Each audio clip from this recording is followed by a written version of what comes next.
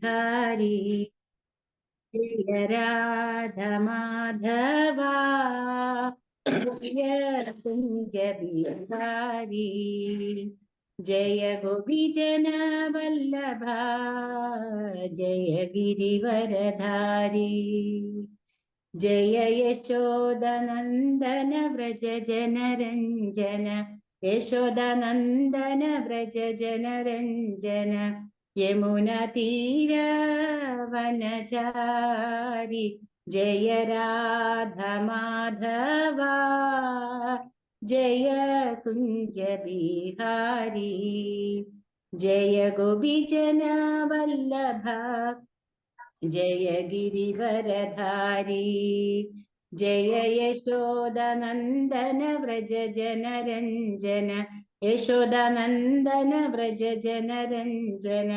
यमुनातीरवनचारि जय राधा माधवा जय कुञ्ज बिहारी जय राधा माधव जय राधा माधव जय राधा माधव जय राधा माधव जय राधे जय राधे जय राधे जय श्री राधे जय प्रभुपाद जय प्रभुपाद जय प्रभुपाद जय श्रील प्रभुपाद जय गुरुदेव जय गुरुदेव जय गुरुदेव जय श्री गुरुदेव निताय गौर हरि बोल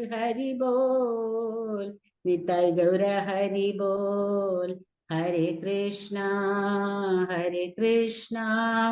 कृष्ण कृष्ण हरे हरे हरे राम राम राम हरे हरे हरे कृष्णा कृष्ण कृष्ण हरे हरे हरे राम राम राम हरे हरे हरे कृष्णा कृष्ण कृष्ण हरे हरे हरे राम राम राम हरे हरे श्रील प्रभुपाद की जय श्रील गुरुदेव की जय निताय गौर प्रमानंदे हरि हरि बोल हरे कृष्ണ നമുക്ക് ഇവിടെ തുടങ്ങാം തിരുവനന്തപുരം ശ്രീമദ് ഭാഗവതം की जय അപ്പൊ നമ്മൾ ഇന്നത്തെ ശ്ലോകം രണ്ടാമത്തെ അധ്യായത്തിലെ 18ാമത്തെ ശ്ലോകമാണ് അപ്പൊ നമ്മള് ഇപ്പൊ ഈ 18ാമത്തെ ശ്ലോകത്തിൽ നമ്മൾ എപ്പോഴും കേട്ടിട്ടുള്ള ഒരു ശ്ലോകമാണ് ഇത് എല്ലാവരും കേട്ടിട്ടുള്ളതാണ് ഭാഗവതം കേൾക്കുമ്പോൾ എല്ലാവരും ചൊല്ലുന്ന ഒരു ശ്ലോകം തന്നെയാണ് ഇതിനു മുമ്പ് നമ്മൾക്ക് മനസ്സിലായി ഒന്നാമത്തെ ശ്ലോകത്തിൽ ഉണ്ടായിരുന്ന ക്വസ്റ്റ്യൻസിന്റെ അതിന്റെ ഭാഗമായിട്ടാണ് ഈ രണ്ടാമത്തെ അധ്യായത്തിൽ കൂടെ വരുന്നത് അതിൽ ആദ്യം തന്നെ നമ്മൾ എങ്ങനെയാണ് എന്താണ് നമ്മൾ അറിയേണ്ടത് എന്ന് ചോദിച്ചു അല്ലെ ഏതാണ് ഏറ്റവും മഹത്വമായിട്ടുള്ളത് എന്ന് പറഞ്ഞപ്പോൾ ഭഗവാനെയാണ് അറിയേണ്ടത് ആ ഭഗവാനെ അറിയണമെങ്കിൽ നമ്മൾ എന്തെല്ലാം ചെയ്യണം എന്നുള്ളതിനെ പറ്റി നമ്മൾക്ക് മനസ്സിലായി ഭക്തിയുത സേവനത്തിൽ കൂടെ മാത്രമേ ഭഗവാനെ നമുക്ക് അറിയാൻ പറ്റുള്ളൂ അപ്പൊ ആ ഭക്തിയുത സേവനം എങ്ങനെയാണ് ചെയ്യേണ്ടത് എന്നുള്ളതിനെ പറ്റിയാണ് നമ്മൾ പഠിക്കുന്നത് മനസ്സിലാക്കുന്നത് അപ്പൊ അങ്ങനെ മനസ്സിലാക്കി വരുമ്പോൾ നമ്മൾക്കറിയാം നമ്മള് ഇന്നലത്തെ ശ്ലോകത്തിൽ മനസ്സിലാക്കി നമ്മൾ ശ്രദ്ധ സാധുസംഗ ഭജനക്രിയ അപ്പൊ അതിൽ കൂടെ വന്നാൽ നമുക്ക് എന്തുണ്ടാവും അനർത്ഥ നിവൃത്തി ഉണ്ടാവും അങ്ങനെ അനർത്ഥ നിവൃത്തി വന്നാൽ നമ്മൾ എങ്ങനെയാണ് നമ്മുടെ ഭക്തി മുന്നോട്ട് കൊണ്ടുവരണ്ടേ എന്നാണ് നമ്മൾ മനസ്സിലാക്കേണ്ടത് അപ്പൊ ഈ ശ്ലോകത്തിൽ എന്താ ശ്ലോകം പറയാം വായിക്കാം ഹരേ കൃഷ്ണ ഓം നമോ ഭഗവതേ വാസുദേവായ ഓം നമോ ഭഗവതേ വാസുദേവായ ഓം നമോ ഭഗവതേ വാസുദേവായ ശ്ലോകം 18 നഷ്ടപ്രായേഷു ഭദ്രേഷു നിത്യം ഭാഗവത സേവയാ ഭഗവദ്യുത്തമ ശ്ലോകേ ഭക്തിർഭഗവതി നൈഷ്ടകി ഭക്തിർഭഗവതി നൈഷ്ടകി ഭവതി നൈഷ്ടകി നഷ്ടപ്രായേഷു അഭദ്രേഷു നിത്യം ഭാഗവത സേവയാ ഭഗവദ്യുത്തമ ശ്ലോകെ ഭക്തിർ ഭവതി നൈഷ്ടകി ഇവിടെ ഭഗവതി എന്നാണ് മലയാളത്തില് ഭവതി എന്നാണ് സാൻസ്ക്രിറ്റിൽ എടുക്കണത് അപ്പോ എന്താ പറയണത് നഷ്ടപ്രായേഷു അഭദ്രേഷു നമ്മുടെ അഭദ്രങ്ങളെ എല്ലാം ഇല്ലാണ്ടാക്കിയിട്ട്. അപ്പൊ നമ്മൾക്ക് നേരത്തെ നമ്മൾ കഴിഞ്ഞ ശ്ലോകത്തിൽ നമ്മൾ പഠിച്ചു അഭദ്രങ്ങള് എന്തൊക്കെയാണ് നമ്മളുടെ ജീവിതത്തിൽ വരുന്ന ഓരോരോ പ്രശ്നങ്ങൾ അല്ലെ. അപ്പൊ അതിനെ ഇല്ലാണ്ടാക്കണമെങ്കിൽ നമ്മൾ ശ്രവണം, ഷിന്നോദാംസോ കഥാശ്രവണം, കൃഷ്ണന്റെ ശ്രവണം, കഥ ശ്രവിക്കുക, അതാണ് മുഖ്യമായിട്ട് നമ്മൾക്ക് ചെയ്താൽ നമ്മുടെ അഭദ്രങ്ങളെ എല്ലാം നമുക്ക് ഇല്ലാണ്ടാക്കിയിട്ട് ഭദ്രമായ വഴിയിൽ കൂടെ നമുക്ക് പോകണം. അത് മംഗളകരമായ. അപ്പൊ നമ്മൾക്കറിയാം ഭക്തിയുത സേവനത്തിൽ കൂടെ നമ്മുടെ ക്ലേശങ്ങളെ എല്ലാം ഇല്ലാണ്ടാക്കിയാൽ ഭഗവാന്റെ ഭക്തിയുത സേവനത്തിൽ കൂടെ നമുക്ക് ശുഭമായിട്ടുള്ളതിനെ എല്ലാത്തിനെയും വരും.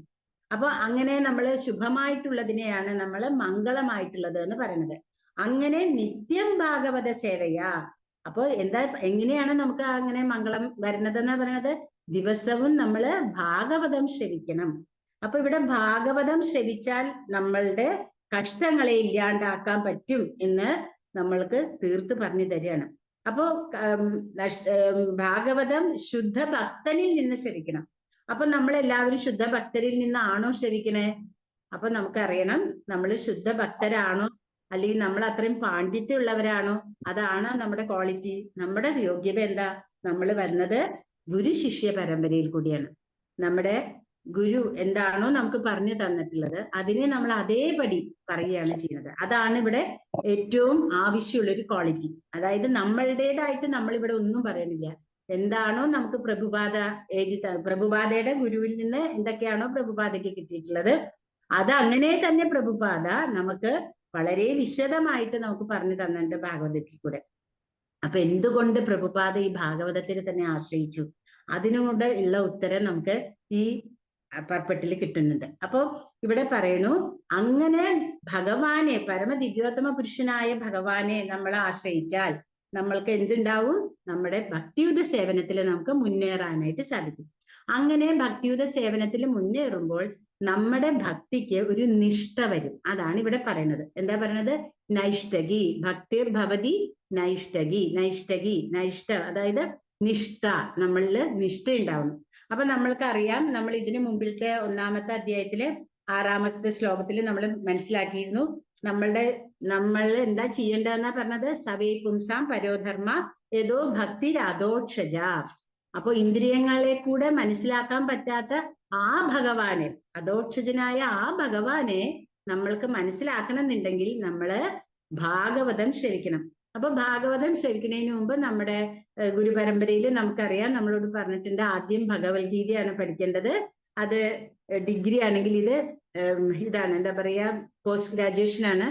ചൈതന്യ ചരിതാമൃതം എന്ന് പറയുന്നത് PhD ആണ്. ആ ഒരു ലെവലിലേക്കാണ് നമ്മൾ പോകേണ്ടത്. അപ്പൊ എന്തുകൊണ്ട് അങ്ങനെ പറഞ്ഞു എന്നുള്ളത് നമുക്കറിയാം, എല്ലാവർക്കും ഇത് അറിയണവരാണ്. കാരണം ആരാണ് പരമദിവ്യോത്തമ പുരുഷനായ ഭഗവാൻ എന്നും ആ ഭഗവാന്റെ വായുമൊഴി ആണല്ലേ ഭഗവത്ഗീത.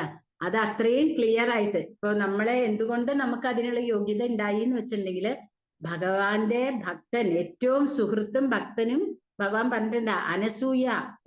അനസൂയവേ അർജുനനോട് പറഞ്ഞിട്ടുള്ളതല്ലേ. അങ്ങനെയുള്ള ആ അർജുനന് ഭഗവാൻ കൊടുത്തതാണ് ഭഗവത്ഗീത. അപ്പോ ആ ഭഗവത്ഗീതയിൽ കൂടെ ഭഗവാന്റെ മഹത്വത്തെ മനസ്സിലാക്കിയിട്ട് ഭഗവാൻ അവസാനം എവിടെ കൊണ്ടുവന്ന് നിർത്തുന്നത്? സർവധർമാൻ പരിത്യജ്യ മാമേകം ശരണം വ്രജ. എന്നെ മാത്രം ശരണം പ്രാപിക്കൂ, എല്ലാത്തിൽ നിന്നും വിട്ടിട്ട്. അങ്ങനെ പറഞ്ഞു തന്നിട്ടാണ് അതെങ്ങനെ ശരണം പ്രാപിക്കണം എന്നും ഭഗവാൻ നമുക്ക് രഹസ്യം ആണ് ഏതദുത്തമം എന്ന് പറഞ്ഞിട്ട് നമുക്ക് പറഞ്ഞു തരുന്നുണ്ട്. ഭക്തിയോഗ, അതായത് രാജവിദ്യ രാജഗുഹ്യത്തില് അതിനെ എങ്ങനെയൊക്കെ ഓരോ ഭക്തന്മാര് മനസ്സിലാക്കിയും അതെങ്ങനെ നമ്മൾക്ക് ഇതാക്കി കൊണ്ടുവരാം എന്നുള്ളത് നമ്മൾ ഇപ്പൊ ഭാഗവതത്തിൽ കൂടെ അറിഞ്ഞുകൊണ്ടിരിക്കുകയാണ്. അപ്പോ ഇവിടെ പറയണു നമ്മള് എന്താ പറയണ, ഇതിൽ നിന്ന് നമ്മൾക്ക് നിഷ്ഠ വേണം എന്ന് പറയുന്നു. അപ്പൊ വിവർത്തനം വായിക്കാം. നിത്യേനയുള്ള ഭാഗവത ശ്രവണത്തിലൂടെയും ശുദ്ധ ഭക്തന്മാരെ സേവിക്കുന്നതിലൂടെയും ഹൃദയത്തെ പ്രക്ഷുബ്ധമാക്കുന്നതൊക്കെയും പരിപൂർണമായി നശിപ്പിക്കപ്പെടുന്നു. മാത്രവുമല്ല അതീന്ദ്രിയ പ്രാർത്ഥനാഗീതങ്ങളാൽ പ്രകീർത്തിക്കപ്പെടുന്ന പരമദിവ്യോത്തമ പുരുഷന്റെ പ്രേമയുക്ത സേവനം പിൻവലിക്കാനോ മാറ്റാനോ സാധ്യമല്ലാത്ത കർമ്മമായി സ്ഥിരീകരിക്കുന്നു. അതായത് ഭഗവാന് സേവനം ചെയ്യാൻ ആരംഭിച്ചു കഴിഞ്ഞാൽ അത് നമുക്ക് ഒരു എന്താ പറയാ, നമ്മളൊരു ലഹരി, നമ്മൾ പഠിച്ചിട്ടുണ്ട്. ഇപ്പൊ ഭക്തി രസാമൃത സിന്ധുവിലൊക്കെ പറയും, ലഹരികളെ പറ്റി പറയും. അതായത് ഭഗവാന്റെ ആ ഒരു ഇതിൽ ചെയ്യുമ്പോൾ കിട്ടുന്ന അതീന്ദ്രിയ ആനന്ദം. അപ്പൊ നമ്മൾക്ക് ആ പൂജ ചെയ്യുമ്പോഴും ഭഗവാന്റെ നാമം ചെയ്യുമ്പോഴും ഭഗവാന്റെ കഥകൾ കേൾക്കുമ്പോഴും അതിലേക്ക് നമ്മൾ വരുമ്പോൾ അതിനെയാണ് നിഷ്ഠ. അതായത് നമ്മൾ ക്ലിയർ ആയിട്ട് നമ്മൾ ദൃഢനിശ്ചയത്തോടു കൂടെ മുന്നേറണം. ഭാവാർത്ഥം വായിക്കാം. ഹരേ കൃഷ്ണ. നഷ്ടപ്രായേഷു അഭദ്രേഷു നിത്യം ഭാഗവത സേവയ ഭഗവതുത്തമ ശ്ലോകേ ഭക്തി ഭഗവതി നശ്യകി മൂകം കരോതി വാചാലം പങ്കം ലംഘേതിരുപാദമഹം വന്ദേ ശ്രീഗുരും ദീനതാരിണം പരമാനന്ദമാധവം ശ്രീ ചൈതന്യമീശ്വരം. ഹരേ കൃഷ്ണ കൃഷ്ണ കൃഷ്ണ ഹരേ ഹരേ ഹരേ രാമ രാമ രാമ ഹരേ ഹരേ. ഓം അജ്ഞാനതിമിരാന്തസ്യാഞ്ജനശലാകയാ ചക്ഷുരുന്മീലിതം യേന തസ്മൈ ശ്രീ ഗുരവേ നമഃ.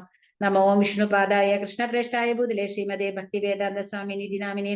നമസ്തേ സരസ്വതേ ദേവേ ഗൗരവാണി പ്രചാരിണി നിർവിശേഷ ശൂന്യവാദി പാശ്ചാത്യ ദേശതാരിണി. ജയ ശ്രീകൃഷ്ണ ചൈതന്യ പ്രഭു നിത്യാനന്ദ ശ്രീ അദ്വൈത ഗദാധര ശിവസാദി ഗൗരഭക്തവൃന്ദ.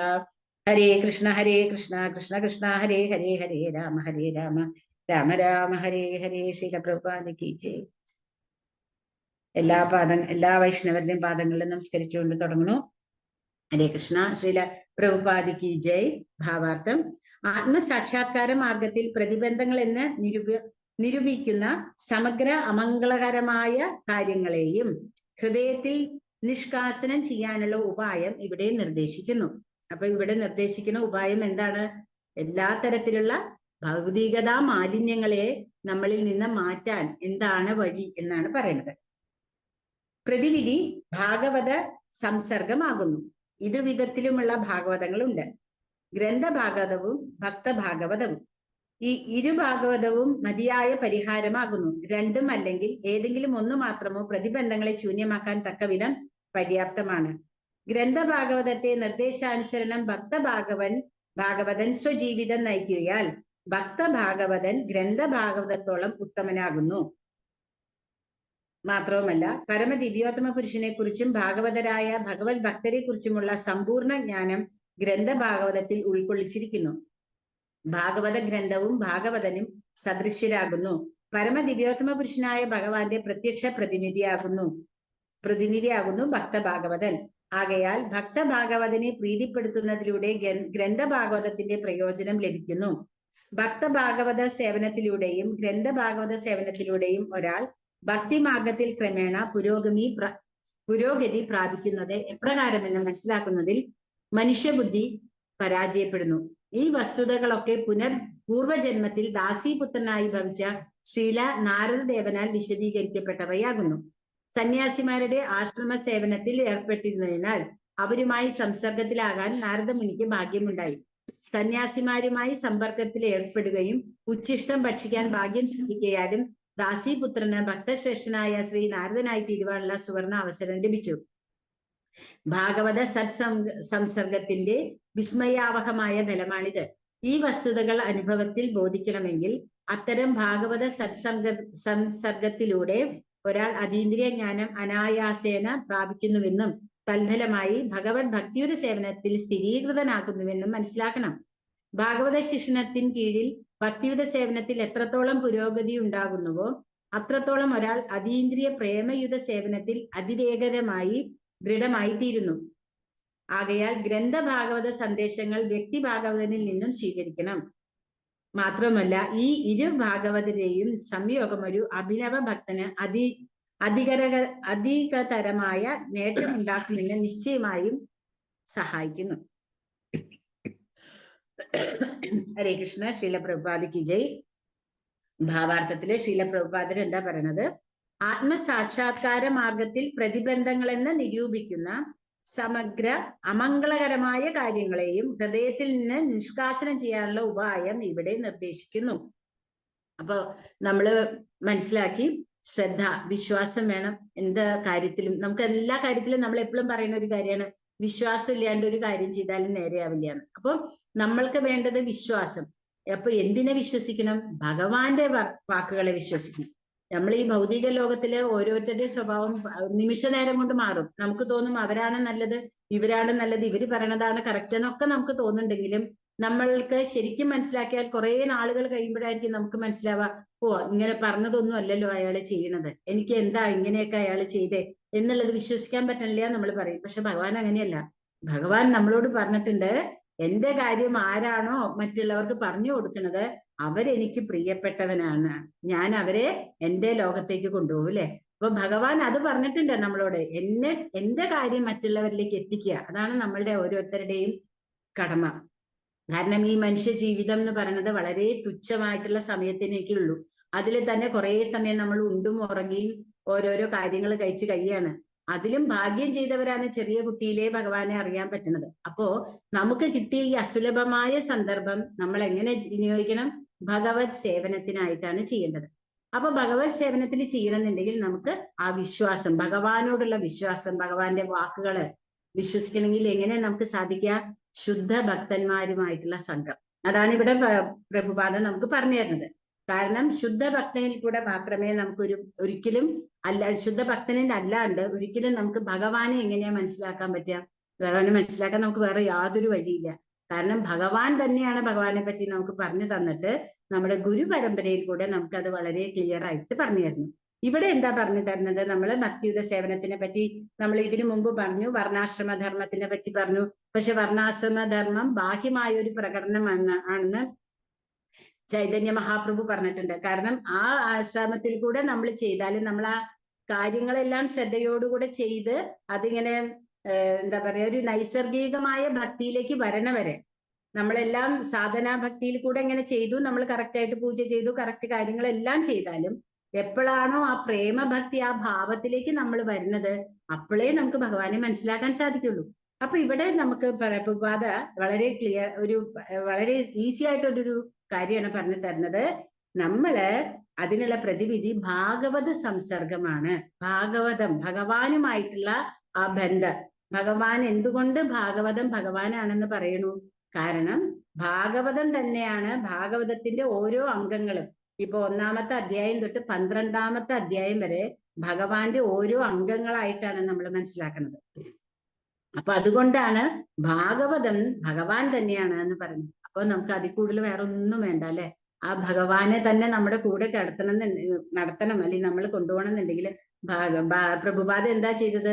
ഭാഗവതം കൊണ്ടുപോയിട്ടാണ് ഇവിടെ എന്താണ് US പോയത് അല്ലെ. അപ്പൊ ഭഗവാനെയാണ് കൂടെ കൊണ്ടുപോയത്. അപ്പൊ ആ ഭഗവാനെ കൂടെ കൊണ്ടുപോകണം എന്നുണ്ടെങ്കിൽ നമ്മുടെ മനസ്സില് അത്രയധികം ഭഗവത് സേവനത്തിനുള്ള മനസ്സാക്കി മാറ്റണം. അപ്പൊ ഇവിടെ ഭാഗവത സംസർഗമാണ് പ്രതിവിധി. ഇതിനുള്ള എല്ലാ നമ്മുടെ അമംഗളകരമായ മാർഗത്തിനും പ്രതിവിധി എന്ന് പറയുന്നു. എന്നിട്ട് പറയണു 2 തരത്തിലുള്ള ഭാഗവതമുണ്ട്. എന്തൊക്കെയാണത്?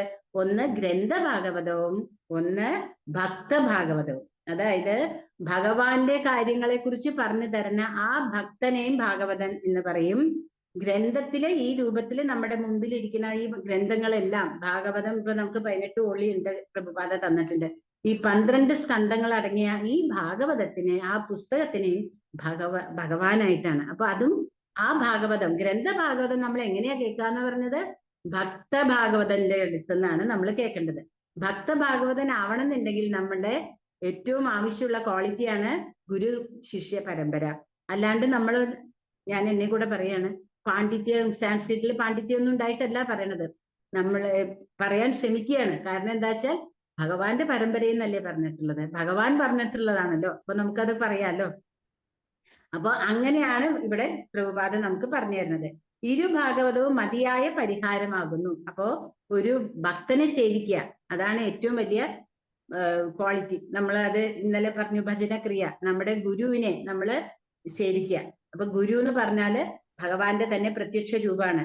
അപ്പൊ അതുകൊണ്ടാണ് നമ്മൾ ഏറ്റവും വലിയൊരു നമ്മുടെ ജീവിതത്തിൽ, ആത്മീയ ജീവിതത്തിൽ നമ്മൾ എടുക്കേണ്ട ഒരു തീരുമാനമാണ് ദീക്ഷ സ്വീകരിക്കല്. അപ്പൊ ഭഗവാനുമായിട്ടുള്ള ആ ബന്ധം നമുക്ക് ഗുരു വഴിയാണ് നമുക്ക് കിട്ടുന്നത്. അപ്പൊ അതുകൊണ്ട് അങ്ങനെയുള്ള ആ ഭാഗവതനിൽ നിന്ന് നമ്മള് ഭാഗവതം ശ്രവിക്കണം. അപ്പോ സനാതന ഗോസ്വാമി എഴുതിയിട്ടുള്ള ഒരു ശ്ലോകമുണ്ട്. അതായത് മദേക ബന്ധോ മദ്ഭക്തിർ മദ്ഗുരോ മന്മഹാധന നിഷ്ഠാരക മദ്ഭാഗ്യ മദാനന്ദ നമോസ്തുതേ. എന്താ പറയണതെന്ന് വെച്ചാല്, അല്ലയോ ശ്രീമദ് ഭാഗവതം എന്റെ കൂട്ടുകാരനാണ്. അപ്പൊ ഭാഗവതത്തിന് കൊടുത്തേക്കണ വ്യാഖ്യാനാണത്. ഭാഗവതം എന്ന് പറയുന്നത് എന്റെ കൂട്ടുകാരനാണ്. ബന്ധവ്, അതായത് എന്റെ ബന്ധുവാണ് ഭാഗവതം. സംഘി, എന്റെ കൂട്ടെ കൊണ്ട് നടക്കണ അല്ലെ, സംഘത്തിലുള്ള ആളാണ്. ഗുരു, എന്റെ ഗുരുവാണ്. മഹാധന, എന്റെ ഏറ്റവും വലിയ സമ്പത്താണ്. ഭാഗവതത്തിനെ കുറിച്ചാണ് പറയുന്നത്. മൻ നിഷ്ഠാരക മത് ഭാഗ്യ, എന്റെ ഭാഗ്യം, എന്റെ നിഷ്ഠ, ഇതെല്ലാം എന്റെ ഭാഗവതാണ്. മത് ആനന്ദ നമോസ്തുതേ, എനിക്ക് തരുന്ന എല്ലാ ആനന്ദത്തിനും കാരണം എന്റെ ഭാഗവതമാണ്. അങ്ങനെയുള്ള ആ ഭാഗവതത്തിനെ ഞാൻ നമസ്കരിക്കുന്നു എന്നാണ് സനാതന ഗോസ്വാമി നമുക്ക് പറഞ്ഞു തന്നിട്ടുള്ളത്. അപ്പോ അവരൊക്കെ നമുക്കറിയാം, സനാതന ഗോസ്വാമി എന്ന് പറഞ്ഞിട്ടുണ്ടെങ്കിൽ ഭഗവാന്റെ കൃഷ്ണലീലയിലുള്ളതാണ്. അപ്പൊ അവരൊക്കെ ഭഗവാനെ അത്രയും അറിഞ്ഞിട്ടുള്ള ആൾക്കാർ. നമ്മൾക്ക് വേണ്ടി ഈ ഭൂമിയിലേക്ക് നമ്മൾക്ക് വേണ്ടി, നമ്മുടെ ഈ ബദ്ധ ജീവിതത്തിൽ നിന്ന് ഒരു രക്ഷ നേടാനായിട്ടാണ് നമ്മൾക്ക് വേണ്ടി അവർ വന്നിട്ടുള്ളത്. അപ്പൊ അവര് പറഞ്ഞു തന്നിട്ടുള്ളതാണ് ഇത്. അങ്ങനെയാണ് ഭാഗവതത്തിനെ നമ്മൾ കൊണ്ടു നടക്കുന്നത്. ഇപ്പൊ നമ്മുടെ ബന്ധുവും സുഹൃത്തും സമ്പത്തും ആനന്ദവും എല്ലാം ഭാഗവതമാണ്. അങ്ങനെയുള്ള ഭാഗവതത്തിനെയാണ് നമ്മള് കൂടെ കൊണ്ട് നടക്കണം. അത് ആരിൽ നിന്ന് കേൾക്കണം? അങ്ങനെ തന്നെ മനസ്സിലാക്കിയിട്ടുള്ള ആ ഭാഗവതോത്തമനിൽ നിന്നാണ് നമ്മള് ഭാഗവതം ശരിക്കേണ്ടത്. എന്നിട്ട് പറയണു, ഗ്രന്ഥഭാഗവത നിർദ്ദേശാനുസരണം ഭാഗവത ഭക്തൻ സ്വജീവിതം നയിക്കുകയാൽ ഭക്തഭാഗവതൻ ഗ്രന്ഥഭാഗവതത്തോളം ഉത്തമനാകുന്നു. അപ്പൊ ഗ്രന്ഥഭാഗവതത്തോളം ഉത്തമനാകുന്നു എന്ന് പറഞ്ഞാലും, ഗ്രന്ഥഭാഗവതം എന്ന് പറയുന്നത് നമുക്കറിയാം ഭഗവാനെ തന്നെയാണ്. നമ്മൾ അതിൽ കൂടെ മനസ്സിലാക്കുന്നത് ഭഗവാൻ തന്നെയാണെന്ന് പറയുന്നു. അപ്പൊ ഭക്തഭാഗവതനും, അതായത് ഭഗവാനെ കുറിച്ച് നമുക്ക് പറയാനുള്ള ആ ഒരു അവസരം ഭഗവാന്റെ കരുണയും ഭക്തന്മാരുടെ കരുണയാണ്. അപ്പൊ അങ്ങനെയുള്ള ഒരു ഭക്തനെ ഭാഗവതമായിട്ട് തന്നെയാണ് നമ്മളിവിടെ മനസ്സിലാക്കേണ്ടത്. പരമദിവ്യോത്തമ പുരുഷനെ കുറിച്ചും ഭാഗവതരായ ഭഗവത് ഭക്തരെ കുറിച്ചുമുള്ള സമ്പൂർണ്ണ ജ്ഞാനം ഗ്രന്ഥഭാഗവതത്തിൽ ഉൾക്കൊള്ളിച്ചിരിക്കുന്നു. അപ്പൊ നമ്മള് ഭഗവത്ഗീതയിൽ ഭഗവാൻ ഓരോ ഭക്തന്റെ ക്വാളിറ്റീസാ പറയണത് അല്ലെ. മഹാത്മാവ്, എന്നെ പറ്റി ആരാണോ മനസ്സിലാക്കുന്നത് അവനെ ഞാൻ മഹാത്മാവ് എന്ന് പറയുന്നു. നമ്മള് ഭൗതിക ലോകത്തിൽ എത്ര പേരെ കുറിച്ച് മനസ്സിലാക്കിയാലും അവരാരും മഹാത്മാക്കളല്ല. പക്ഷെ നമ്മൾ മഹാത്മാവെന്ന് വിളിക്കുന്നുണ്ട്. എന്നാൽ ഭഗവാൻ പറയുന്ന മഹാത്മാവ് ആരാണ്? ഭഗവാനെ കുറിച്ച് പൂർണ്ണമായിട്ട് മനസ്സിലാക്കിയിട്ടുള്ളവരാണ് മഹാത്മാക്കള്. അപ്പോ അങ്ങനെയുള്ള ആ ഭക്തന്മാര് നമുക്കറിയാം. പ്രഹ്ലാദ മഹാരാജാവ്, ധ്രുവൻ മഹാരാജാവ്, അതേപോലെ തന്നെ എന്താ പറയാ ഗോപികമാര്, ഭഗവാന്റെ ലീലകള്, ഭഗവാനെ കുറിച്ചുള്ള ഓരോ അംബരീഷ മഹാരാജാവ്, അങ്ങനെ എത്ര നാരദ മഹർഷി, ഇതിൽ നാരദ മഹർഷിയെ കുറിച്ച് പറയുന്നുണ്ട് അല്ലെ. അങ്ങനെ എത്ര ഭഗവാന്മാര്, പൃഥു മഹാരാജാവ്. അപ്പോ എല്ലാവരും എങ്ങനെയാണ് ഭഗവാനെ സേവിച്ചിരുന്നത്, എങ്ങനെ അവർക്കെല്ലാം ഇത്രയും ഉത്തമ ഭക്തന്മാരാവാൻ സാധിച്ചു, എന്തായിരുന്നു അവരിൽ ഉണ്ടായിരുന്ന ക്വാളിറ്റി, അതാണ് നമ്മള് ഭാഗവതത്തിൽ കൂടെ മനസ്സിലാക്കാൻ പോണത്. കാരണം ആ ഭാഗവതത്തിൽ കൂടെ മാത്രമാണ് ഭഗവാന്റെ എന്താ പറയാ ഭക്തന്മാരെ കുറിച്ച് നമുക്ക് പറഞ്ഞു തരുന്നത്. അപ്പോ ഈ ഭാഗവതത്തിൽ കൂടെയുള്ള ഈ ഭക്തന്മാരുടെ അറിവ് എന്തിനാ നമുക്ക് പറഞ്ഞു തരുന്നത്? നമ്മള് അവരുടെ പാതകൾ, അതായത് അവരെന്താണോ ഭഗവാനെ എങ്ങനെയാണോ സേവിച്ചത് അതുപോലെ സേവിക്കാനായിട്ട് നമുക്കും അനുഗ്രഹം തരണേ കൃഷ്ണ എന്ന് നമുക്ക് മനസ്സിലാക്കാൻ പറയാം അല്ലെ. നമുക്ക് മനസ്സിൽ വിചാരിക്കാം. പറയണു, ഭാഗവത ഗ്രന്ഥവും ഭാഗവതനും സദൃശ്യരാകുന്നു. പരമദിവ്യോത്തമ പുരുഷനായ ഭഗവാന്റെ പ്രത്യക്ഷ പ്രതിനിധിയാകുന്നു ഭക്തഭാഗവതൻ. അപ്പൊ ഇവിടെ ഈ ഒരു ശ്ലോകത്തിൽ കൂടെ ഭഗവാനെ കുറിച്ചും ഭാഗവതത്തിൽ കൂടെ എന്താണോ നമ്മൾക്ക് മനസ്സിലാക്കേണ്ടത്, ആ വ്യക്തി, അതായത് ആ പ്രതിനിധിയെ ഇവിടെ അത്രയും ഒരു ഇതായിട്ടാണ് പ്രഭുപാദ പറഞ്ഞു തരികയാണ്. അങ്ങനെ പറഞ്ഞു തരുന്ന ആളെയും ഭാഗവതനായിട്ട് തന്നെ കണക്കാക്കണം എന്നാണ് പ്രഭുപാദ പറയുന്നത്. ആകയാൽ ഭക്തഭാഗവതനെ പ്രീതിപ്പെടുത്തുന്നതിലൂടെ ഗ്രന്ഥഭാഗവതത്തിന്റെ പ്രയോജനം ലഭിക്കുന്നു. അപ്പൊ നമ്മുടെ ഗുരുവിനെയാണ് നമുക്ക് ഏറ്റവും വലിയ ഇതായിട്ട് മനസ്സിലാക്കാൻ പറ്റുക അല്ലെ, ഭാഗവതനായിട്ട് മനസ്സിലാക്കാൻ പറ്റുക. അപ്പൊ ആ ഗുരുവിനെ നമ്മുടെ ശിക്ഷാഗുരു ആയാലും നമ്മുടെ ദീക്ഷാഗുരു ആയാലും, ജയപതാക സ്വാമി ഗുരു മഹാരാജാണ് എന്റെ ദീക്ഷാഗുരു, പാദങ്ങൾ നമസ്കരിക്കുന്നു. പിന്നെ എന്റെ ശിക്ഷാഗുരുക്കന്മാര്, അവരെയും കൂടെ നമ്മൾ എങ്ങനെയാണ് കണക്കാക്കേണ്ടത്? ഭക്തഭാഗവതനായിട്ട് തന്നെ നമ്മൾ മനസ്സിലാക്കണം.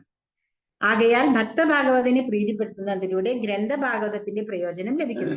ഭക്തഭാഗവത സേവനത്തിലൂടെയും ഗ്രന്ഥഭാഗവത സേവനത്തിലൂടെയും ഒരാൾ ഭക്തിമാർഗത്തിൽ ക്രമേണ പുരോഗതി പ്രാപിക്കുന്നത് എപ്രകാരമെന്ന് മനസ്സിലാക്കുന്നതിൽ മനുഷ്യബുദ്ധി പരാജയപ്പെടുന്നു. അപ്പൊ നമുക്കൊരിക്കലും ഒരു ഭക്തന്റെയും അളവ് നിശ്ചയിക്കാൻ പറ്റില്ല. ഇപ്പൊ കൂടുതൽ ഭക്തി കാണിക്കുന്നവരാണോ ഭക്തന്മാര്? ചിലപ്പോ ഒന്നും പറയാണ്ട് ഭഗവാന്റെ സേവ ചെയ്യണവരായിരിക്കും അതിലും വലിയ ഭഗവാനായിട്ട് അടുപ്പുള്ളത്. ഞാൻ ഇതിന് മുമ്പിലത്തെ ക്ലാസ്സിൽ പറഞ്ഞിട്ടുണ്ടായിരുന്നു, ഭഗവാനെ മനസ്സിലാക്കണമെന്നുണ്ടെങ്കിൽ ആ ഒരു ചെറിയൊരു സൂചിയിൽ കൂടെ ആനയെ കയറ്റുന്ന കാര്യം. അപ്പൊ ആ ഒരു ചെരുപ്പ് കുത്തിക്ക് ഉണ്ടായിരുന്ന ഭക്തി സ്ഥിരമായിട്ട് പൂജ ചെയ്യുന്ന ഒരാൾക്ക് ഉണ്ടായിട്ടില്ല. അതുകൊണ്ടാണ് ചെരുപ്പ് കുത്തിക്ക് ഭഗവാനെ കുറിച്ച് പറഞ്ഞപ്പോ തന്നെ വിശ്വസിക്കാൻ പറ്റിയത്. അപ്പോ എന്ത് ജോലിയിലാണെങ്കിലോ അല്ലെങ്കിൽ എങ്ങനെയാണോ നമ്മൾ പ്രവർത്തിക്കുന്നതെന്നനുസരിച്ചിട്ടല്ല നമ്മുടെ ഭക്തി അളവെടുക്കാൻ പറ്റുക. എന്നാൽ ശ്രദ്ധ, സാധുസംഗ, ഭജനക്രിയ, അനർത്ഥ നിവൃത്തി, നിഷ്ഠ, ആ നിഷ്ഠയിൽ എത്തിക്കഴിഞ്ഞാൽ നമുക്ക് കുറേശ്ശെ ഭഗവാന്റെ കാര്യങ്ങൾക്ക് ഒരു രുചി തോന്നും. അപ്പൊ പിന്നെ ഒരു ആസക്തി അവിടെ വരും.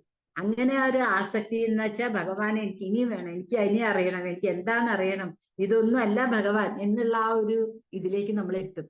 അങ്ങനെ എത്തിക്കഴിഞ്ഞാൽ നമ്മുടെ ആ ഭാവം അങ്ങോട്ട് മാറുകയാണ്. പിന്നെ നമ്മൾ ഭഗവാന്റെ ഒരാളായിട്ട് അങ്ങോട്ട് മാറിയിട്ട് അത് നമ്മൾ സാധാരണ ആൾക്കാര് എന്താ പറയാ, ഞാൻ ഭക്തനാണെന്ന് കാണിക്കാൻ വേണ്ടി കാണിക്കേണ്ടതല്ല. അതിനെ ഒരിക്കലും നമ്മുടെ ഗുരുപരമ്പര അംഗീകരിക്കുന്നില്ല. അല്ലാണ്ട് തന്നെ നമ്മുടെ ഉള്ളിൽ നമുക്ക് ആ രോമാഞ്ചം ഉണ്ടാവുക, കണ്ണുനീര് വരിക, അങ്ങനെ നമ്മൾക്ക് തന്നെ നമ്മളിൽ ഉണ്ടാവുന്ന ആ വ്യത്യാസം മനസ്സിലാക്കുമ്പോൾ നമ്മൾ ആ പ്രേമതലത്തിലേക്ക്, അങ്ങനെ ആ ഭഗവാനെ നമുക്ക് അങ്ങനെ പ്രേമത്തിൽ കൂടെ നമ്മൾക്ക് നമ്മുടെ ഭഗവാനെ മനസ്സിലാക്കാനായിട്ട് സാധിക്കും. അപ്പോ ആ ഒരു ലെവലിലേക്ക് എത്തുന്നത് സാധാരണ പുറത്തു നിന്ന് കാണുന്ന ഒരാൾക്ക് മനസ്സിലാവില്ല. അയാൾ എന്താ വിചാരിക്കുക, ഇവരെന്താ ഈ കിടന്ന് കാണിക്കണേ. ഇപ്പം തന്നെ നമുക്കറിയാം, നമ്മൾ തിലകമൊക്കെ ധരിച്ച് ജപമാലയൊക്കെ പിടിച്ച് കൊണ്ടുപോകുമ്പോഴേ നമ്മളെ ഒരു ഇതുണ്ട്, എന്താ പറയാ, ഇങ്ങനെ അച്ചുകുത്തിയ മാതിരി എന്ന് പറയുന്ന മാതിരി നമ്മൾക്കൊരു ഇത് പറയും അവര്, ഇവര് ഹരേ കൃഷ്ണ ആൾക്കാരാണ്. അപ്പൊ അവർക്ക് അറിയാം നമ്മള് ഹരേ കൃഷ്ണ ആൾക്കാരാണ്. അപ്പൊ ഹരേ കൃഷ്ണ ആൾക്കാരെന്ന് പറഞ്ഞാൽ അവർക്ക് നമ്മുടെ ക്വാളിറ്റീസും അറിയാം അല്ലെ. നമ്മളെ യമനിയമങ്ങൾ പാലിക്കുക, അനാവശ്യമായിട്ടുള്ള യാതൊരു ഇതിനും പോവില്ല. അപ്പോ ആ ഒരു ജപം, ഇതൊക്കെ നമ്മുടെ പ്രത്യേകതകളാണ്. ഹോട്ടലിൽ നിന്നുള്ള ഭക്ഷണങ്ങളൊന്നും കഴിക്കാണ്ടിരിക്കുക, അപ്പൊ ഇതെല്ലാം നമ്മുടെ ഒരു ക്വാളിറ്റി ആണെന്നുള്ളത് അവർക്കറിയാം. അപ്പൊ ഹരേ കൃഷ്ണ ആൾക്കാര് എന്ന് പറഞ്ഞു കഴിഞ്ഞാൽ ഈവൻ ട്രെയിനിൽ പോയാൽ തന്നെ അവരവിടെ വരില്ല, അവരാരും ചായ മേടിച്ച് കുടിക്കില്ല. കാരണം നമ്മൾ ചായ കാപ്പി എന്നുള്ളതൊന്നും ഉപയോഗിക്കില്ല എന്നുള്ളതൊക്കെ അവർക്കറിയാം. അപ്പൊ അങ്ങനെയുള്ള ഒരു ക്വാളിഫിക്കേഷൻ നമുക്ക് ഹരേ കൃഷ്ണ എന്ന് പറഞ്ഞ് നമുക്ക് വരികയാണ്. അപ്പൊ അതുകൊണ്ട് നമുക്ക് ഒരിക്കലും ഒരു ഭക്തൻ എങ്ങനെയാണെന്നുള്ളത് മനസ്സിലാക്കാൻ പറ്റില്ല. അപ്പൊ ഇവിടെ പറയുന്നു നാരദരുടെ കഥ, എല്ലാവർക്കും അറിയാവുന്ന കഥ തന്നെയാണ്. നാരദരുടെ പൂർവ്വജന്മം ഒരു ദാസീപുത്രനായിരുന്നു. അപ്പൊ ആ ദാസീപുത്രനായിട്ടിരിക്കുമ്പോൾ അവരുടെ അവിടെ അടുത്ത് താമസിക്കാനായിട്ട് എന്താണ് 4 സാധുക്കൾ വരുന്നുണ്ട്. അപ്പൊ ഈ സാധുക്കൾ വരുന്ന സമയത്ത് അവിടെ അവരുടെ അമ്മയാണ് അവിടെ സേവ ചെയ്തിരുന്നത്.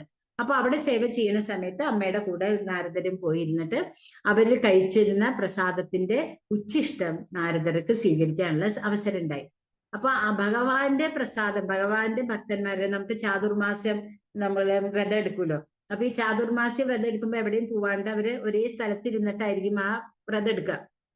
അപ്പൊ അങ്ങനെയുള്ള ആ ഭക്തന്മാരുടെ ഉച്ഛിഷ്ടം സ്വീകരിക്കാൻ വന്നപ്പോൾ അതീന്ദ്രിയമായ ആനന്ദമാണ് കിട്ടുക. നമുക്ക് അങ്ങനെ ഒരു കഥ നമുക്ക് ഇതിനു മുമ്പ് അറിയാം. കാരണം ഭഗവാന്റെ എന്താ പറയാ, ലക്ഷ്മി ദേവിയിൽ നിന്ന് നാരദൻ സ്വീകരിച്ച ആ പ്രസാദം ശിവന് കിട്ടി. ശിവൻ പിന്നെ അതിന്റെ ഒരു തരി ശിവന് കിട്ടിയപ്പോൾ ആനന്ദം കണ്ടിട്ട് പാർവതി ദേവി ചോദിക്കേണ്ടത്, എങ്ങനെയാ ഇത്രയധികം ആനന്ദം അങ്ങേക്ക് കിട്ടിയത്, എനിക്കും കൂടെ തരൂ എന്ന് പറയുമ്പോൾ ഭഗവാന്റെ പ്രസാദത്തിന്റെ ഉച്ഛിഷ്ടായിരുന്നു എന്ന് പറയണ്ട്. അപ്പൊ അത്രയും മഹത്വമാണ് പ്രസാദത്തിനുള്ളത്. അങ്ങനെയുള്ള ആ പ്രസാദം കഴിച്ച നാരദർക്ക് ഭഗവാൻ എല്ലാ വഴികളും ഒപ്പിച്ചു. ഭക്തന്മാർക്ക് എല്ലാ ബന്ധങ്ങളെയും ഒഴിപ്പിക്കുക, അങ്ങനെ പറയൂലോ. ഭഗവാന് മാത്രമായിട്ട് മതി. ഭക്തൻ എന്ന് പറയുമ്പോൾ ഭഗവാന്റെ മാത്രമാണ്, വേറെ ആർക്കും സ്വന്തമല്ല. ആ ഭക്തനെ അങ്ങോട്ട് ഭഗവാൻ സ്വീകരിക്കുകയാണ്. അപ്പൊ അതേപോലെ ഇവിടെ നാരദരുടെ അമ്മ ഉണ്ടായിരുന്നു. അമ്മ മരിക്കും, പാമ്പ് കടിയേറ്റിട്ട്.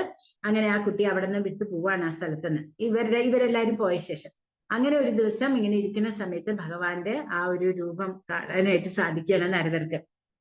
പക്ഷെ ഒരു ചെറിയൊരു എന്താ പറയാ, ഒരു മിന്നൽ ഇതുമാതിരിയാണ് കാണുന്നുള്ളൂ. അത് കഴിഞ്ഞിട്ട് അപ്പൊ പിന്നെ ആഗ്രഹമായി ഭഗവാനെ കാണണം കാണണം കാണണം. കാരണം ഒന്നും മനസ്സിലാക്കാനല്ലേ പറ്റിയിട്ടുള്ളൂ. കാരണം ആ ജന്മത്തില് അത്രയേ ഉള്ളൂ കൊടുത്തിട്ടുള്ളൂ.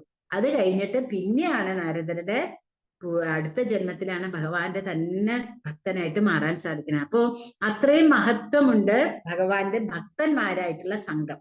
അതിവിടെ 2 കാര്യങ്ങളാണ് നമുക്ക് പറഞ്ഞു തരുന്നത്. ഒന്ന് ഭക്തസംഘവും, ഒന്ന് പ്രസാദത്തിന്റെ മഹത്വം. അപ്പൊ ഭഗവാൻ പറയുന്നുണ്ട്, ഞാൻ എപ്പോഴും ഭഗവാനെ ഭജിക്കണേലും ഇഷ്ടം, ഭഗവാൻ എന്താ ഇഷ്ടം, ഭഗവാന്റെ ഭക്തരെ നമ്മൾ സേവിക്കുന്നതാണ് ഭഗവാൻ ഇഷ്ടം. കാരണം അഹം ഭക്ത പരാധീന എന്നാണ് ഭഗവാൻ പറഞ്ഞിട്ടുള്ളത് അല്ലെ. ഞാൻ എപ്പോഴും ഭക്തന്മാർക്ക് അടിമയാണ്. അതുകൊണ്ട് ഭഗവാൻ നമുക്ക് എല്ലാം തരും. ഭൗതികമായിട്ടുള്ള എന്താവശ്യം ചോദിച്ചാലും ഭഗവാൻ നമുക്ക് ചിലപ്പോൾ തന്നു വരും. പക്ഷേ നമുക്ക് ഭക്തി തരാൻ ഭഗവാൻ കുറേ താമസം തരും. എന്തുകൊണ്ടാന്ന് വെച്ചാൽ, അല്ലെങ്കിൽ ഭക്തന്റെ കാരുണ്യം, അതായത് ഭക്തന് വേണ്ടി ഭഗവാൻ ദാസനായിട്ട് വരെ നിൽക്കും. നമുക്കറിയാം നമ്മുടെ പ്രത്യക്ഷത്തിൽ ഇവിടെ കുറൂരമ്മയുടെ കഥ എല്ലാവരും കേട്ടിട്ടുണ്ട്. കുറൂരമ്മയ്ക്ക് വേണ്ടി കുട്ടിയായിട്ട് എന്ത് സേവനം ചെയ്യാനും ഭഗവാൻ തയ്യാറായിരുന്നു. കാരണം അത്രയും ശുദ്ധഭക്തനായിരുന്നു അല്ലെ. കുറൂരമ്മ ശുദ്ധഭക്തിയായിട്ടാണ് നമുക്കറിയണത്. അതേപോലെ തന്നെ ഗോപസ്ത്രീകൾക്ക് വേണ്ടി എന്തും ഭഗവാൻ ചെയ്തു കൊടുത്തിട്ടുണ്ട്. നന്ദഗോപരുടെ ചെരുപ്പ് വരെ തലയിൽ ഇട്ടുകൊണ്ട് ഭഗവാൻ പോയിട്ടുണ്ട്. അത്ര ഇഷ്ടമാണ് ഭഗവാന് ഭക്തന്മാരെ. അപ്പൊ അതുകൊണ്ട് ഭഗവാൻ എന്താ ചെയ്യാ, ഭക്തി തരാൻ നമുക്ക് അത്ര എളുപ്പത്തിൽ തരില്ല ഭഗവാൻ. അപ്പോ ആ ഭക്തി കിട്ടണമെന്നുണ്ടെങ്കിൽ നമ്മള് ഭക്തന്മാരെ സേവിക്കണം.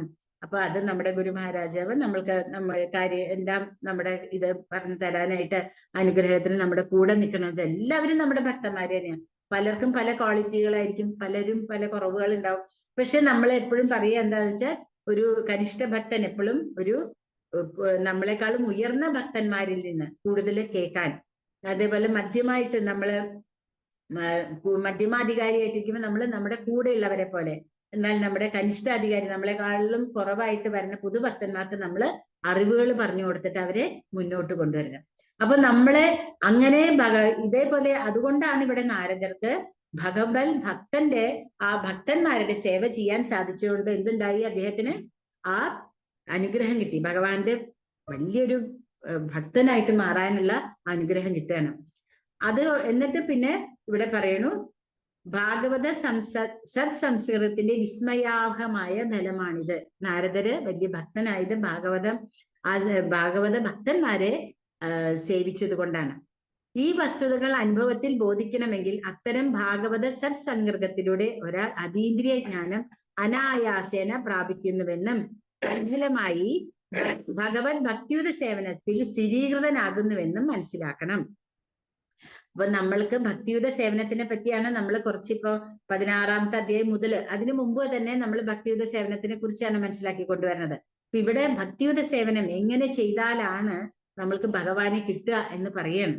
അപ്പൊ അങ്ങനെ ആ ഭഗവാനെ നമുക്ക് കിട്ടുന്നതിന് നമ്മൾ ഭക്തിയുത സേവനത്തിന് എന്തെല്ലാം മാർഗങ്ങൾ നമുക്ക് തടസ്സമായി നിൽക്കുന്നുണ്ടോ അതിനെയെല്ലാം നമ്മൾ അതിജീവിക്കാനായിട്ട് പരിശ്രമിക്കണം. ഇപ്പൊ പലർക്കും പല സിറ്റുവേഷൻ ആയിരിക്കും, എല്ലാവർക്കും എല്ലാം ഒരുപോലെ ആയിക്കൊള്ളുന്നില്ല. അതിന്റെ ഇടയിലും ഭഗവാനോടുള്ള ഭക്തി, ഞാൻ അറിയുന്ന ഒരു മാതാജി എന്നോട് പറഞ്ഞതാണ്, മാതാജിയുടെ വീട്ടിൽ ഭയങ്കര പ്രശ്നങ്ങളാത്രേ. അപ്പൊ ഒന്ന് ജപിക്കാൻ പോലും ആ മാതാജിക്ക് പറ്റില്ല. മാതാജി എന്താ ചെയ്യാന്ന് വെച്ചാൽ എല്ലാ പണികളും കഴിഞ്ഞിട്ട് അടുക്കള വൃത്തിയാക്കുന്ന ആ സമയത്ത് എന്താ പറയാ, മാതാജി സ്റ്റോർ റൂം ഉണ്ട്. അപ്പൊ അവിടെ അത്ര ജപമാല വെച്ചേക്കണേ. അപ്പൊ ഇടയ്ക്ക് ഇതില് നമ്മള് പൂജാമുറിയിൽ പോണ പോലെ മാതാജി ഇടയ്ക്ക് സ്റ്റോർ റൂമിൽ കയറിയിട്ടാണ് ഓരോ മാല ജപിക്കാന്ന്. അത്രയും കഷ്ടപ്പെട്ടിട്ടാണ്. അത് കഴിഞ്ഞിട്ട് ജപം തീർന്നില്ലെങ്കിൽ മാതാജി പുതപ്പ് പുതച്ചിട്ട് അതിന്റെ അടിയിൽ കിടന്നിട്ട് അത്ര ജപിക്കുക. അപ്പൊ അങ്ങനെ കഷ്ടപ്പെട്ടിട്ട് ആൾക്കാര് ജപിക്കണവരും അതുപോലെ തന്നെ ഭഗവാന്റെ ജപത്തിൽ അല്ലെ ഭക്തിയിൽ മുന്നേറാൻ ആഗ്രഹിക്കുന്ന കുറെ അധികം ആൾക്കാരുണ്ട്. അപ്പൊ എല്ലാ സാഹചര്യവും ഒത്തു വന്നിട്ടുണ്ടെങ്കിൽ നമ്മൾ എന്തൊക്കെയാ ചെയ്യേണ്ടത്, ഭഗവാന് എത്രത്തോളം നമ്മൾക്ക് ഭഗവാന് സേവ ചെയ്യാൻ പറ്റുമോ അത്രത്തോളം നമ്മൾ സേവ ചെയ്യണം. അപ്പോ ഇവിടെ പറയണു നമ്മൾക്ക് അതിനെ, പക്ഷെ നമ്മളെ സേവ ചെയ്യണം എന്ന് പറഞ്ഞാൽ നമ്മൾ എന്താ ചെയ്യണേ, പൂജ കഴിഞ്ഞാൽ അവിടെ കഴിഞ്ഞു, ഭാഗവതം കേട്ടാൽ അവിടെ കഴിഞ്ഞു. അത് കഴിഞ്ഞ് പിന്നെ നമ്മൾ അതിനെ മനനം ചെയ്യണില്ല. നമ്മൾ എപ്പോഴും സാധന, സാധുസംഗം, സേവ, അതുപോലെ തന്നെ ഭഗവാനെ കുറിച്ചുള്ള കാര്യങ്ങള് മനനം ചെയ്യുക, ഇതൊക്കെ നമ്മളുടെ ജീവിതത്തിൽ ഉണ്ടാവണം. എപ്പോഴും ഭഗവാന്റെ ആ ചിന്ത നമ്മുടെ മനസ്സിൽ നിന്ന്, കാരണം പരമാത്മ രൂപത്തിൽ നമ്മുടെ ഹൃദയത്തിൽ ഭഗവാൻ ഇരിക്കുന്നുണ്ട്. ആ ഹൃദയത്തിലിരിക്കണം ഭഗവാനെ മനസ്സിലാക്കണമെന്നുണ്ടെങ്കിൽ നമ്മൾ നാട് മുഴുവൻ നടക്കണം. കാരണം നമുക്കത് മനസ്സിലാക്കാനായിട്ടുള്ള സമയം ഇല്ല എന്നാണ് നമുക്ക് തോന്നണേ. അതിലേക്ക് നമ്മളൊന്ന് തിരിഞ്ഞാൽ നമുക്ക് ഭഗവാനെ മനസ്സിലാക്കാനായിട്ട് എളുപ്പമാണ്. പക്ഷെ നമ്മുടെ മായ എന്ന് പറയുന്നത് നമ്മൾ അത്ര എളുപ്പത്തിലേക്ക് അങ്ങോട്ടൊന്നും എത്തിക്കില്ല. കാരണം ഭഗവാൻ നമുക്ക് പറഞ്ഞില്ലേ, എല്ലാം തന്നാലും ഭക്തി തരാനായിട്ട് ഭഗവാൻ കുറേ സമയമെടുക്കും.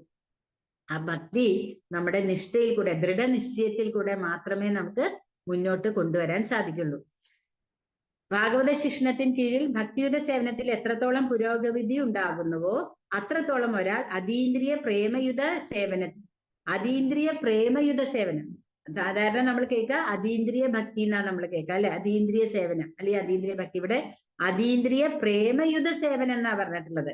അപ്പൊ ഭഗവാൻ എന്താ, പ്രഭുപാദം നമ്മളോട് പറയണത്, ആ ഭഗവാനെ നമ്മൾ എങ്ങനെയാണ് സേവിക്കേണ്ടത്, പ്രേമത്തിൽ കൂടെ. നമ്മുടെ ഗോപികമാര് നമുക്ക് കാണിച്ചു തന്നിട്ടുണ്ട്. അവരൊരിക്കലും അവർക്ക് വേണ്ടിയിട്ട് അവരൊന്നും ചെയ്തിട്ടില്ല. എന്താണോ കൃഷ്ണന് ഇഷ്ടം അത് അവരുടെ ഇഷ്ടം. കൃഷ്ണ തൊട്ടേ ജഗത് തുഷ്ട അല്ലെ, കൃഷ്ണൻ എന്താണോ ഇഷ്ടപ്പെടുന്നത് അത് ജഗത്തിന് മുഴുവനും നല്ലത് മാത്രമാണ്. അതുപോലെയാണ് ഗോപികമാര്. എന്ത് ചെയ്താലും അവര് ഭഗവാന്റെ സേവനാണ്. ഭഗവാനെ എങ്ങനെയാണ് എനിക്ക് സേവിക്കാൻ പറ്റുക? ഭഗവാൻ എന്താണ് ഇഷ്ടം ഉണ്ടാവുക? ഭഗവാൻ ഇന്ന് ഏത് ഡ്രസ്സാണ് ഇഷ്ടം ഉണ്ടാവുക? അവര് അതനുസരിച്ചിട്ടാണ് അവർ ഓരോന്ന് ചെയ്യുന്നത്. നമ്മൾക്ക് ആ ഒരു തലത്തിലേക്കൊന്നും എത്താനായിട്ട് നമ്മൾക്ക് സാധിച്ചില്ല, സാധിക്കുമല്ലോ. അതൊക്കെ ഓരോരുത്തരുടെ ഭഗവാന്റെ അനുഗ്രഹമാണ്. എന്നാലും നമുക്ക് പരിശ്രമിക്കാം. അപ്പൊ അതുകൊണ്ട് ഇവിടെ പ്രഭുപാദ നമ്മളോട് പറയുന്നു, അതീന്ദ്രിയ പ്രേമയുധ സേവനത്തിൽ അതിരേകമായി ദൃഢമായി തീരുന്നു. നമ്മുടെ ഭക്തി നമുക്ക് ദൃഢമാക്കണം. അതായത് അവ്യഭിചാരിണി, നമ്മൾ ഭഗവത്ഗീതയിൽ പറഞ്ഞിട്ടുണ്ട്. നമ്മള് വ്യഭിചാര ഭക്തി എന്നല്ല, ഇന്ന ദിക്കിൽ പോയി ഇന്നത് ചെയ്തു, വേറൊരു ദിക്കിൽ പോയി വേറൊന്ന് ചെയ്തു, അല്ലെങ്കിൽ ഒരു അമ്പലത്തിൽ ചെയ്താൽ ഇന്നത് നല്ലതാന്ന് പറഞ്ഞ് നമ്മൾ ഉടനെ ആ അമ്പലത്തിലേക്ക് ഓടി. ഒന്നും വേണ്ട. നമ്മുടെ വീട്ടിൽ തന്നെ ഭഗവാന്റെ ഇത് വെച്ചിട്ട്, ഫോട്ടോ വെച്ചിട്ട് അതിൽ സേവനം ചെയ്തത് ഭഗവാന് വേണ്ടി മാത്രം സേവനം ചെയ്യുക. അതായത് ഒരു വൃക്ഷത്തിന്റെ ചോട്ടില് വെള്ളം ഒഴിക്കണ പോലെ, അത് എല്ലാ ശാഖകളിലേക്കും പടർന്ന പോലെ ഭഗവാന് വേണ്ടി നമ്മൾ സേവനം ചെയ്താൽ അത് എല്ലാ ദേവന്മാർക്കും പ്രീതിക്കാവും. അപ്പൊ എപ്പോഴും നമ്മള് ഭഗവത് സേവനം മാത്രം. അതെങ്ങനെ ചെയ്യണം? പ്രേമത്തിൽ ചെയ്യണം, സന്തോഷത്തോടുകൂടെ. ഭഗവാനെ ഇങ്ങനെ സേവിക്കുക എന്ന് പറയുന്നത് നമുക്ക് കിട്ടിയിട്ടുള്ള ഏറ്റവും വലിയ ഭാഗ്യമാണ്. അത് ഭഗവാന്റെ കാരുണ്യവും ഭക്തരുടെ കാരുണ്യം ഉണ്ടെങ്കിൽ മാത്രമേ നമുക്ക് ഭഗവാനെ സേവിക്കാൻ പറ്റുള്ളൂ. അപ്പൊ അങ്ങനെ നമ്മൾ ഭഗവാനെ സേവിച്ചു കഴിഞ്ഞാൽ നമുക്കും നമ്മുടെ ഭക്തി ദൃഢമാക്കാൻ പറ്റും. ആകയാൽ ഗ്രന്ഥഭാഗവത സന്ദേശങ്ങൾ വ്യക്തി ഭാഗവതിൽ നിന്ന് സ്വീകരിക്കണം. നമ്മൾ നേരത്തെ പറഞ്ഞു, ഭഗവാൻ തന്നെയാണ് ഈ ഗ്രന്ഥഭാഗവതം എന്ന് പറയുന്നത്. അതിനെ മനസ്സിലാക്കണമെങ്കിൽ നമ്മള് ഭഗവാന്റെ ഭക്തന്മാരിൽ നിന്ന് കേൾക്കണം. മാത്രവുമല്ല, ഈ ഇരു ഭാഗവതരുടെയും സംയോഗം ഒരു അഭിനവ ഭക്തന് അധികരമായ നേട്ടമുണ്ടാക്കുന്നത് നിശ്ചയമായും സഹായിക്കുന്നു. ഇരുഭാഗവതം, അതായത് ഗ്രന്ഥഭാഗവതവും ഭക്തഭാഗവതവും ഒരു ഭക്തിയിൽ മുന്നേറാനുള്ള ഒരു വ്യക്തിക്ക് വളരെയധികം സഹായമാവും എന്നാണ് പറയുന്നത്. അപ്പം ഇവിടെ പ്രഭുപാദ നമുക്ക് പറഞ്ഞു തരുന്നത്, നമ്മള് ഭാഗവതത്തിൽ കൂടെ ഭഗവാന്റെ ഭക്തന്മാരെ കുറിച്ച് പറഞ്ഞിട്ടുള്ളതിനെ നമ്മൾ പൂർണ്ണമായും ഉൾക്കൊണ്ട് നമ്മുടെ ഭക്തിയിലേക്ക് നമ്മൾ മുന്നേറാനായിട്ട് പരിശ്രമിക്കണം. സമയമായി. ഹരേ കൃഷ്ണ ഹരേ കൃഷ്ണ കൃഷ്ണ കൃഷ്ണ ഹരേ ഹരേ, ഹരേ രാമ രാമ രാമ ഹരേ ഹരേ. ശില പ്രഭുപാദ് കി ജയ്, ശില ഗുരുദേവ് കി ജയ്. നിതായ് ഗൗര പ്രേമാനന്ദേ. ഹരേ ഹരി. ഹരേ കൃഷ്ണ മാതാജി. ഹരേ കൃഷ്ണ. ഹരേ കൃഷ്ണ മാജി. താങ്ക് യു മാജി. ഹരേ കൃഷ്ണ.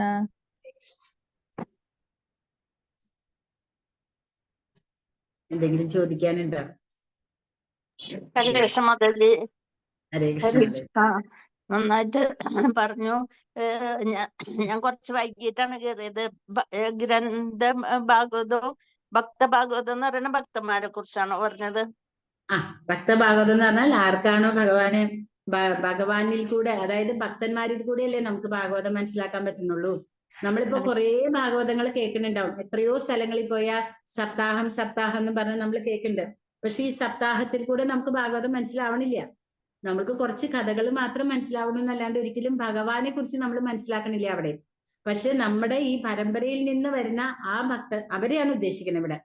ആ പരമ്പരയിൽ കൂടെ വരുന്ന ഭക്തന്മാരിൽ നിന്ന് കേൾക്കുമ്പോൾ മാത്രമാണ് നമുക്ക് പൂർണ്ണമായിട്ടും ഭഗവാനെ മനസ്സിലാക്കാൻ സാധിക്കുന്നത്. അപ്പൊ അതുകൊണ്ടാണ് ഭാഗവതത്തിനെ തന്നെ ഭഗവാൻ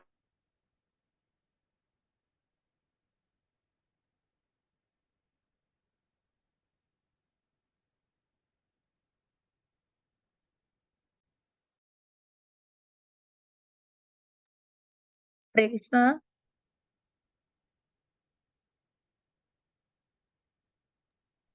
ഹരേ കൃഷ്ണ മാജി, കേൾക്കുന്നില്ല. മാതാജിയുടെ നെറ്റ് പോയതായിരിക്കും. ഹരേ കൃഷ്ണ. ഹരേ കൃഷ്ണ മാജി.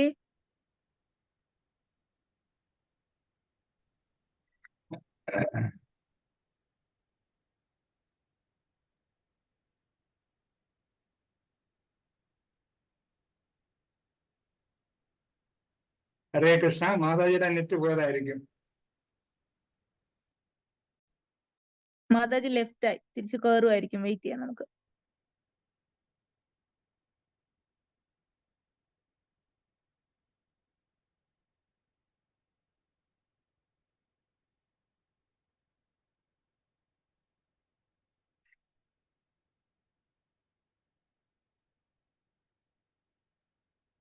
ദർശനം എടുക്കാം. ഹരേ കൃഷ്ണ. ദർശനം എടുക്കാം.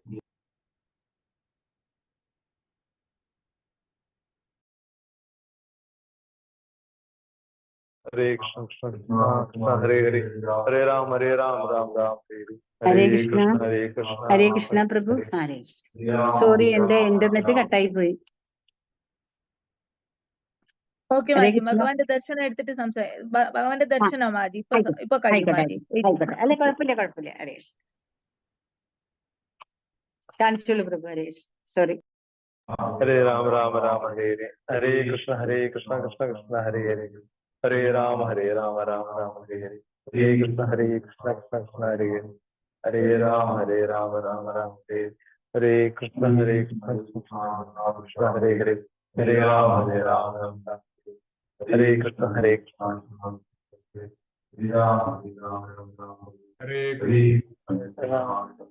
കൃഷ്ണ ഹരേ രാം രാം ഹരേ ഹരേ, കൃഷ്ണ കൃഷ്ണ ഹരേ ഹരേ, ഹരേ രാം രാം ഹരേ ഹരേ, കൃഷ്ണ കൃഷ്ണ ഹരേ രാം രാം.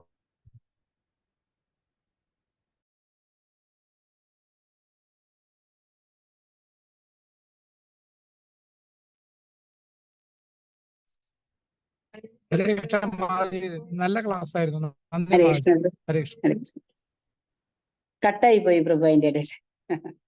ഹരേഷ് ഇന്റർനെറ്റ്. അതെ അതെ അതെ മാതാജി. ഞാനോർത്ത് ഞാൻ പറയണത് കേൾക്കണുണ്ടാവില്ല, ഞാനാ കേൾക്കണാത്തെന്നാ വിചാരിച്ചത്. പിന്നെ മനസ്സിലായത് ഞാൻ പുറത്തേക്ക് വന്നു എന്നുള്ളത്. ഹരേ കൃഷ്ണ. അതെ മാതാജി, അതെ തീർച്ചയായും. ഭക്തജനങ്ങളെ എന്തെങ്കിലും ഡൗട്ട്സ് ഉണ്ടെങ്കിൽ മാതാജിയോട് ചോദിക്കാം. ദയവായി എന്തെങ്കിലും ഡൗട്ട്സ് ഉണ്ടെങ്കിൽ ദയവായി ചോദിക്കാം. Thank you. ഹരേ കൃഷ്ണ. അതെ, മാതാജി പറഞ്ഞ ഓരോ കാര്യങ്ങളിലൂടെ അങ്ങനെ കൃഷ്ണനെ കണ്ണിലേക്ക് കാണാൻ സാധിക്കുന്നുണ്ട്. അപ്പൊ അതിങ്ങനെ മാതാജി പറഞ്ഞ് തീരുന്നിടം വരെ ഓരോ പ്രാവശ്യവും മനസ്സിലേക്ക് വന്നത് പണ്ട് ചെറുപ്പത്തിൽ പഠിച്ച ഹരിനാമകീർത്തനത്തിൽ ഒരു ഇതുണ്ട്. യാതൊന്ന് ചെയ്വതത് നാരായണ അർച്ചനകൾ, യാതൊന്ന് ചൊൽവതത് നാരായണ കൃതികൾ, യാതൊന്ന് കാണുന്നത് നാരായണ പ്രതിമ. സോ എവിടെല്ലാം നോക്കിയാലും എന്തെല്ലാം കണ്ടാലും എവിടെ നോക്കിയാലും നാരായണൻ മാത്രം. അപ്പൊ അത് ഉൾക്കൊള്ളാൻ അങ്ങ് മാതാജി ഓരോ പ്രാവശ്യം പറയുമ്പോഴും അതിലേക്ക് ലയിച്ചാണ് പറയുന്നത്. വളരെയധികം മാതാജി പറയുന്ന ഓരോ ക്ലാസ്സിൽ ഇങ്ങനെ അറ്റൻഡ് ചെയ്തിരിക്കുമ്പോൾ നമുക്ക് തോന്നും അതിലേക്ക് നമ്മൾ ലയിച്ച് പോവുകയാണെന്നുള്ളത്. താങ്ക് യു മാതാജി. Thank you so much. Hare Krishna. പ്രണാം. ഹരേ കൃഷ്ണ. Thank you. ഹരേ കൃഷ്ണ. മായ മാതാജിക്ക് ക്ലിയർ ആയോ നേരത്തെ പറഞ്ഞത്? ക്ലിയർ ആയി. ഹരേ കൃഷ്ണ. അതില് പെട്ടെന്ന് കട്ടായി പോയിപ്പോഴേ. ഹരേ കൃഷ്ണ.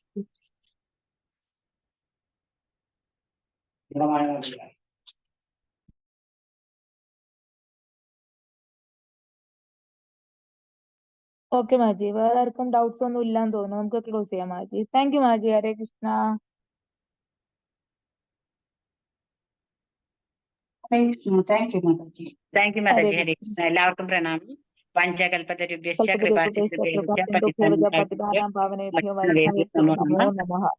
അനന്തകോടി അനന്തകോടി